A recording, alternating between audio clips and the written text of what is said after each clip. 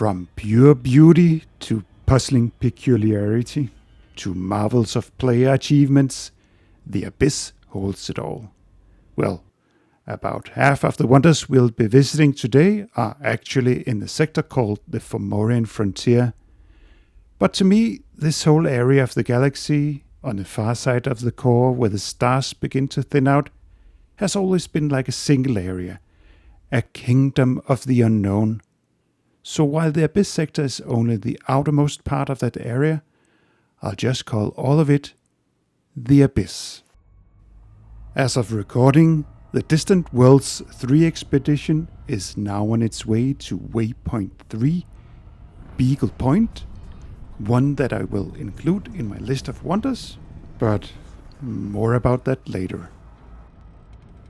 After being moored for a week in the Seldowich Nebula, the fleet carriers slowly paced towards Beagle Point, with some of the expedition participants choosing to stay on the carriers, but most do the journey in their own ships. The latter is the most rewarding, not only for the feeling of achievement, but also for the opportunity to have a closer look at all the marvels between waypoint 2 and waypoint 3. And here's our route, the stage map by Commander Yannick.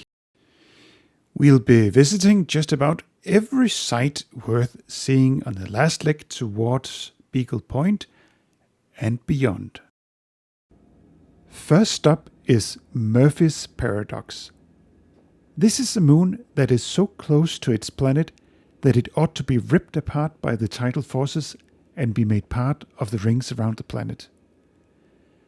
But as Murphy's Law, from which the moon has its name, states, anything that can happen will happen. And here what happened is that the moon is still in one piece. Landing on the moon, you can get out and look up, and the rings are so close to the moon that you feel like you can almost reach up and touch them. You can see individual asteroids in the rings, and you have a good view of the ripples in the asteroids, making the rings look like a fluffy white blanket. Here on this moon, I encountered the bane of many an explorer, active geysers, and the urge to drive on top of them and see what happens to your SRV.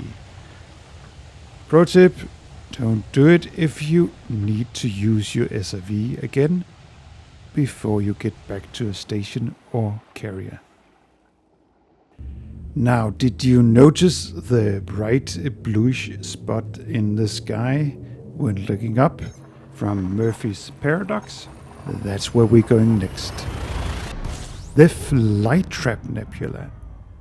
Viewed as an enticing bright blue speck from light years away, it seems to lure explorers in to the black hole at the center. Inside the colorful nebula, the black hole is magical, mesmerizing, as only Elite Dangerous makes its black holes.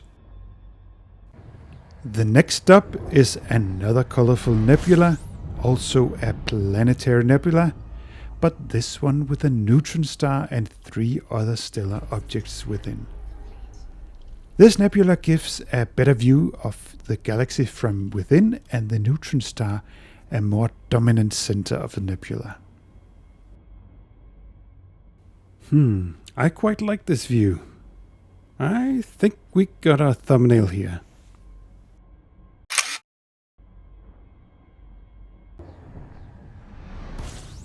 After this, we come to yet another system with an unpronounceable name, but this one holding the Thomaski Point Memorial, which is named after player Commander Thomaski, who in 3303, at a time before fleet carriers and FSD boosters, after several attempts, reached Beagle Point in his badly damaged ship, only 9% hull remaining. Despite serious illness in real life, but cheered on by friends, he turned back to his home in Colonia to celebrate. However, he did not return before he passed away.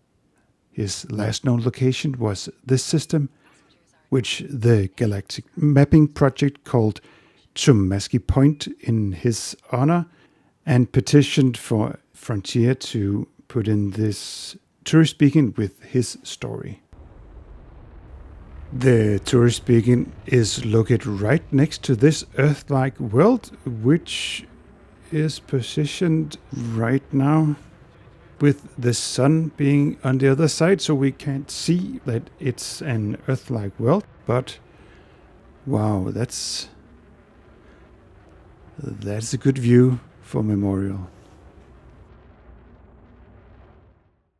Our fifth stop is a moon that sits close to the rings of its mother planet, but in an orbit slightly tilted, which gives a great view of the rings and a great selfie opportunity. Due to the tilt, the view of the rings will vary over a 5.6 day interval, but I was lucky to be there at about the most extreme part of the tilted orbit. During my stay on the moon, I was joined by a couple of fellow explorers enjoying the view. But they had the sense not to join me in seeing how far I could fly my SRV driving off a cliff. I survived and had some fun the crazy explorer way.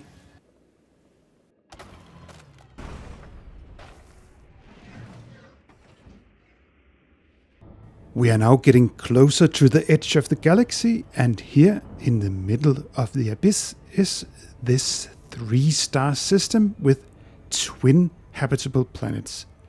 One Earth-like and one water world. Chua Drya JU-SB51-0 in-game, the galactic mapping project called the system Thatban after the ancient Yemen and Ethiopia goddess of oasis, in the hope that one day it will become possible to land on atmospheric planets in Elite, and then this would become a welcome resting place for explorers going to or returning from Beagle Point.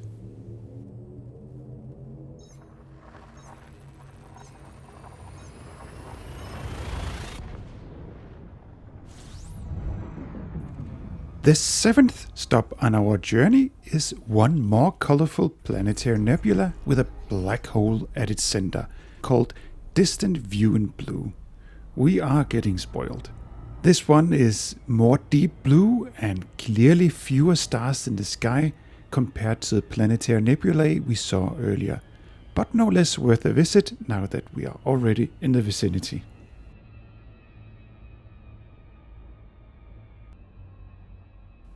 Onwards to a hot potato. This is definitely what I would call a peculiarity, but no less worth a stop on my sightseeing tour. Sitting only 8 light seconds from its parent star, this curiously misshapen orange-red potato-like world is being constantly baked, sitting at temperatures ranging between 700 and 1500 degrees. Which is so hot that even Fahrenheit enjoyers don't need to calculate to know that it's too hot for a prolonged stay on foot. This commander does not seem to enjoy it. I'd better get inside again.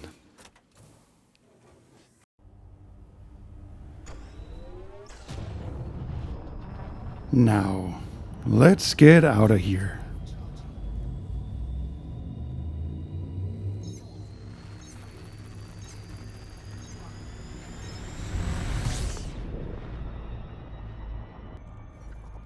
From a hot potato to a nice pickle, our 9th stop is von Richtoven's Rescue, a system that is named not after a player, well it kinda is, but more after a heroic, selfless deed by a player. The story takes place in 3302, long before mass tourism hit this sector of the galaxy, at a time when maximum jump range would be half of ships of today, and FSD synthesis was a necessity to navigate these stars. It started with one Commander Macedonia returning from Beagle Point, but out here, where the stars are far between, he miscalculated his Germanian resources and found that he could not make it to the next system, or any system at all. Almost giving up, he took to the online forums to tell about his predicament, And here Commander Chicky von Richtoven took on the challenge right away. Rigging up his ship with a mining laser, von Richtoven set out on an epic journey 60,000 light years across the galaxy to help the stranded Commander Macedonia get the badly needed germanium. In 3303, the system was named after this historic event. Unfortunately, Commander Chicky von Richtoven passed away last year, but he will always be remembered for this deed, as well as for his other achievements in-game.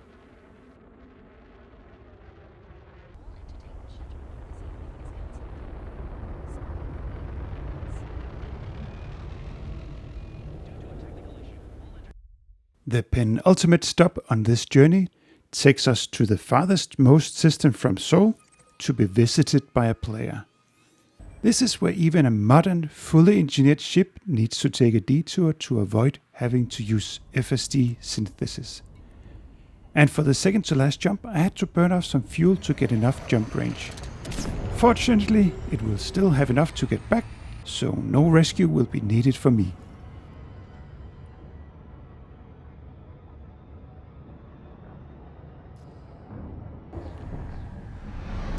And here we arrive.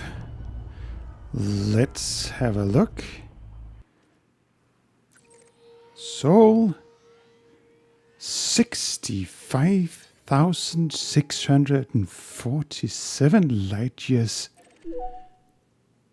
away from Sol, the cradle of humanity. Now look at this. The Milky Way galaxy stretch out before our eyes.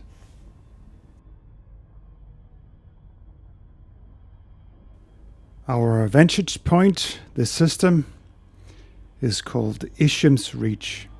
Or rather, that's the old name from Commander Sam Isham, the first player to visit the system. But nowadays the Galactic Mapping Project calls it Semetus Beacon.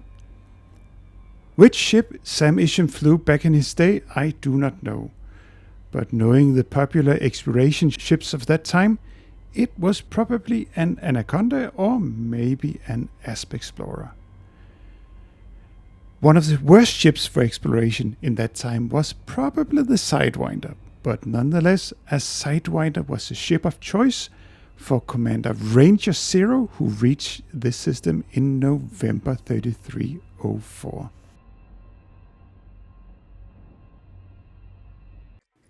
The system is also home to a small inconspicuous moon, B9F, also called Salomé's Reach, the outermost moon of the outermost planet of the outermost system. When the orbits align, this is the most distant object from Sol that an explorer can visit.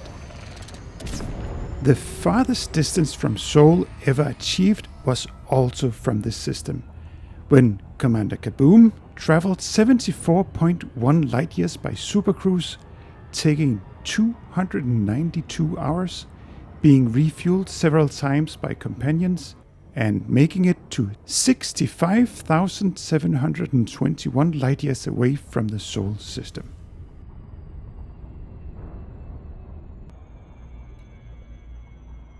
On Salomé's Reach, I made a new friend, a commander who had traveled the whole 65,000 light years from the bubble to Isham's Reach in a Type 10 Defender. That's quite an achievement in my book.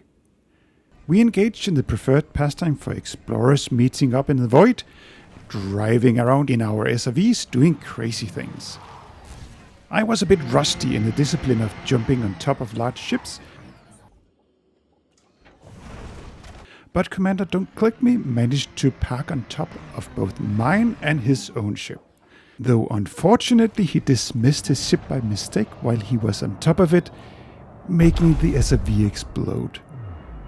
But fortunately, that is an accident that it is possible to recover from, so he was fine, and that is why we are crazy in our SRVs and careful in our ships.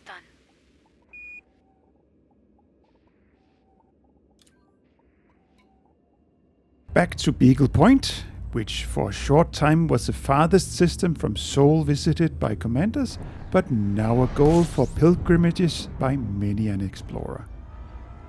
The system was first visited by Commander Aramis Kamsel, one of the main organizers of the, until now, 3 Distant Worlds expeditions, where the first 2 had their endpoints right here. The system is named after Commander Aramis Kamsel's fluffy cockpit companion, the Beagle Jack.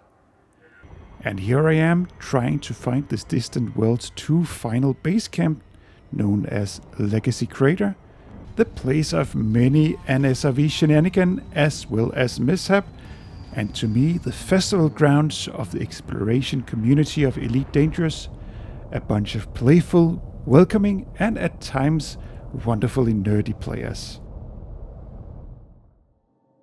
If you have not already traveled into the abyss or just out of the bubble, I hope this has given you a taste of what there is to see, to experience and to achieve out there, and planted a seed that you can also go there. You can also be part of this community. If you've already been to these places, I hope this stirred some memories of your own adventures and achievements and put a smile on your face. Regardless of how far you've come in playing Elite Dangerous, I hope you enjoyed this time in the abyss, and I hope I'll see you out there in the void. And for the next video, fly safe, Commander.